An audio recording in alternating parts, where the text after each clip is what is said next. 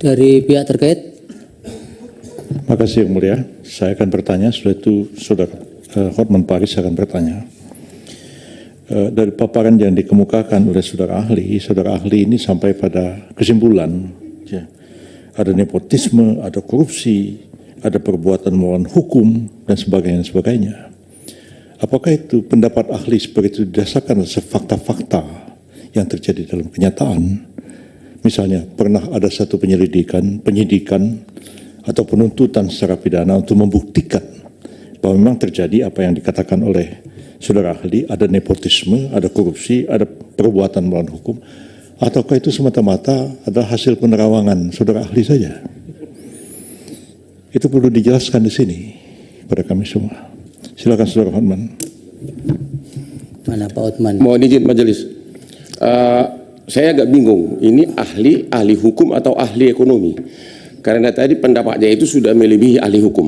Pertanyaan saya, sekiranya pun benar tuduhan Anda, Jokowi melakukan tindak pidana korupsi, Jokowi melakukan pelanggaran undang-undang APBN, Jokowi melanggar tidak minta persetujuan dari DPR. Pertanyaannya, dan oleh karena itulah pemohon mengatakan pemilu dibatalkan dan diulang.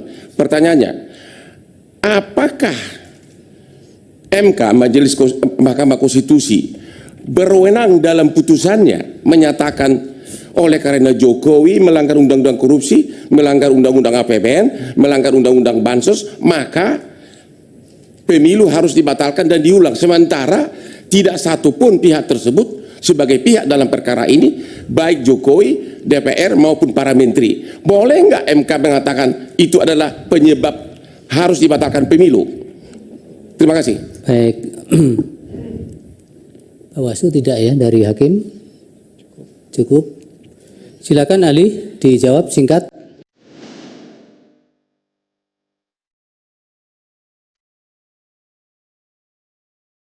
Wawasan Yusril sempit untuk bisa membedakan ahli ekonomi, ahli hukum, atau ahli nujum, oleh Antoni Budiawan, Managing Director PEPS Political Economy and Policy Studies.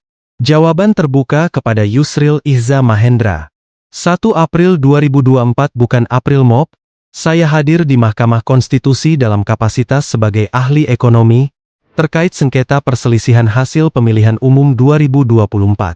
Saya menyampaikan pendapat dalam bentuk makalah dengan judul, Perpanjangan Pemberian Bantuan Sosial sampai Juni 2024, diputus secara sepihak oleh Presiden Joko Widodo, tanpa persetujuan DPR. Melanggar konstitusi dan sejumlah undang-undang. Di dalam makalah dijelaskan secara rinci, alasan pelanggaran undang-undang. Apa yang dilanggar, pasal berapa, dan konsekuensi hukumnya. Selesai menyampaikan pendapat masuk sesi tanya-jawab. Dua lawyer ternama, Yusril dan Hotman Paris mengajukan pertanyaan. Tetapi sangat mengejutkan pertanyaan dari keduanya, tidak menyentuh sama sekali substansi materi, yang saya sampaikan dalam persidangan. Tersirat mereka tidak membantah pendapat yang saya sampaikan, bahwa Presiden Joko Widodo melanggar konstitusi dan sejumlah undang-undang, terkait pemberian bantuan sosial sepihak sampai Juni 2024, tanpa persetujuan DPR. Yusril malah mengajukan pertanyaan yang bisa merendahkan profesinya sebagai ahli hukum. Yusril minta penjelasan dari tim hukum yang menghadirkan saya, apakah saya ahli ekonomi atau ahli hukum atau bahkan ahli nujum? Menurut Yusril, saya sempat bingung. Apakah saudara ahli adalah ahli ekonomi, ahli hukum, atau ahli nujum? Pertanyaan dan pernyataan Yusril menunjukkan betapa wawasan Yusril cukup sempit.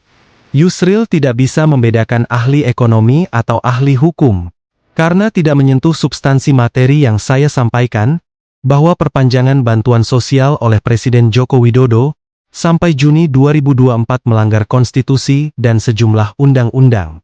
Maka saya memilih tidak menjawab pertanyaan yang tidak bermutu tersebut, dan terkesan untuk pengalihan isu belaka. Saya memilih tidak menjawab, agar konsentrasi para hakim Mahkamah Konstitusi tidak teralihkan, dan tetap fokus pada materi yang saya sampaikan, bahwa perpanjangan bantuan sosial melanggar konstitusi dan undang-undang.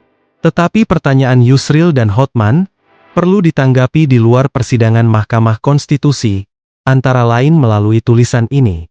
Apakah saya seorang ahli ekonomi, ahli hukum, atau ahli nujum? Yang terakhir kita abaikan saja, karena tidak berharga untuk dibahas lebih lanjut.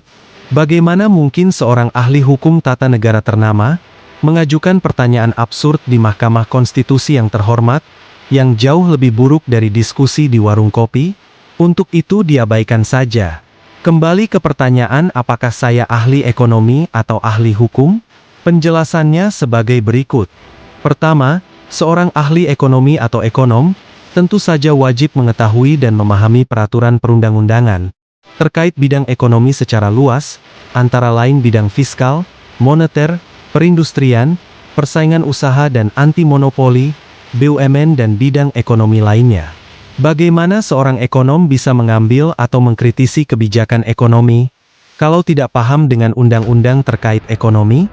Bagaimana seorang ekonom bisa mengambil atau mengkritisi kebijakan fiskal untuk mengurangi kemiskinan, meningkatkan kesejahteraan redistribusi pendapatan, kalau tidak paham dengan Undang-Undang Keuangan Negara, Undang-Undang APBN, atau Undang-Undang Perpajakan? Bagaimana seorang ekonom dapat mengambil atau mengkritisi kebijakan moneter kalau tidak paham dengan Undang-Undang tentang Bank Indonesia yang mengatur permasalahan moneter, termasuk inflasi? Paham terhadap peraturan perundang-undangan tidak serta-merta membuat seseorang menjadi ahli hukum.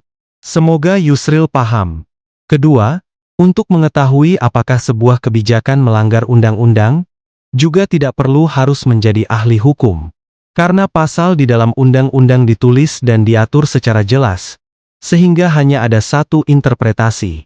Misalnya pasal 23 undang-undang, menyatakan bahwa penyusunan atau rancangan APBN, anggaran pendapatan dan belanja negara, wajib dibahas bersama DPR, wajib mendapat persetujuan DPR, dan wajib ditetapkan dengan undang-undang tentang APBN.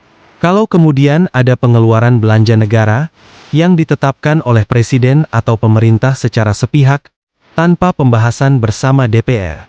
Dan oleh karena itu tidak mendapat persetujuan DPR. Dan oleh karena itu tidak ditetapkan dengan undang-undang, maka tidak perlu menjadi ahli hukum untuk menyatakan pendapat bahwa kebijakan presiden tersebut melanggar undang-undang, melanggar konstitusi. Ini yang terjadi dengan perpanjangan bantuan sosial yang seharusnya berakhir November 2023.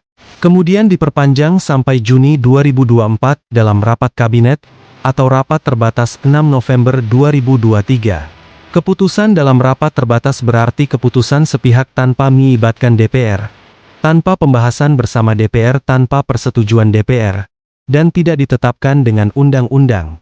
Terakhir, konsekuensi terhadap pelanggaran pasal tertentu di dalam undang-undang, juga diatur secara eksplisit di dalam undang-undang. Misalnya pasal 34 ayat 1 Undang-Undang Keuangan Negara, yang berbunyi, menteri atau pimpinan lembaga yang terbukti melakukan penyimpangan kebijakan, yang telah ditetapkan dalam Undang-Undang tentang APBN, diancam dengan pidana penjara dan denda sesuai dengan ketentuan undang-undang. Sekali lagi, tidak perlu menjadi ahli hukum untuk menyatakan pendapat, bahwa mengubah APBN tanpa persetujuan DPR merupakan penyimpangan kebijakan, yang telah ditetapkan dalam Undang-Undang APBN, sehingga diancam pidana penjara dan denda, seperti dimaksud pasal 34 tersebut di atas. Demikian jawaban terhadap pertanyaan Yusril, yang tidak saya jawab di dalam persidangan Mahkamah Konstitusi. Semoga bermanfaat.